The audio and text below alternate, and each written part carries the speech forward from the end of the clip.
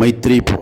എല്ലാ SLS കുടുംബാംഗങ്ങൾക്കും നല്ലൊരു ദിവസം ആശംസിക്കുകയാണ്. പങ്കുവയ്ക്കൽ ഉയർന്ന ബോധത്തിൻ്റെ ഒരു ലക്ഷണമാണ് പങ്കുവയ്ക്കൽ. മനസ്സ് തിരിച്ച് ആവശ്യപ്പെടാത്ത പണത്തിൻ്റെയോ സേവനത്തിൻ്റെയും ക്രയവിക്രയമാണ് പങ്കുവയ്ക്കൽ. ഇത് ഒരു നിഷ്കാമമായ ഒരു പ്രവൃത്തിയാണ്. താൻ സ്വയം പര്യാപ്തമാണെന്നും തൻ്റെ ആവശ്യങ്ങളും ആഗ്രഹങ്ങളും പരിമിതങ്ങളായതിനാൽ ബാക്കി പണവും ഊർജവും പങ്കുവയ്ക്കുവാൻ കഴിയുമെന്നും ബോധപൂർവം മനസ്സിലേക്ക് കൊടുക്കുന്ന ഒരു പ്രോഗ്രാമാണിത്.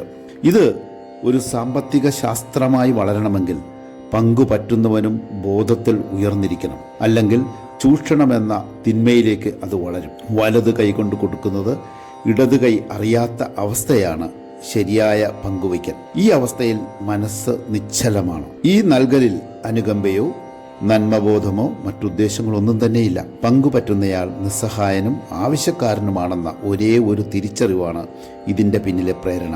തുളുമ്പുന്ന പാത്രത്തിൽ നിന്നും നിലത്ത് വീഴുന്ന എണ്ണ ആവശ്യക്കാരൻ ശേഖരിച്ചാൽ പാത്രത്തിൻ്റെ ഉടമയുടെ മനസ്സിലെ നിർവികാരതയാണ് ഇതിലെ തത്വം. നിഷ്കാമമാണ് ഈ ഇടപെടലിൻ്റെ തത്വം. സ്വാർത്ഥത കൊണ്ടും അലസത കൊണ്ടും ദരിദ്രനായവൻ പങ്കുപറ്റാൻ അർഹനല്ല എന്നുകൂടി ഈ സന്ദർഭത്തിൽ ഓർമ്മപ്പെടുത്തുകയാണ്. നമുക്കിന്ന് ഈ വിഷയത്തിൽ ആഴപ്പെടാം. എല്ലാ SLS കുടുംബാംഗങ്ങൾക്കും സ്നേഹത്തിൻ്റെ, സന്തോഷത്തിൻ്റെ, സമാധാനത്തിൻ്റെ, ഉന്മേഷത്തിൻ്റെ, ഉത്സാഹത്തിൻ്റെ, നല്ല ബന്ധങ്ങളുടെ, നല്ല ശീലങ്ങളുടെ മൈത്രി നേരുന്നു. മൈത്രി ഭവ.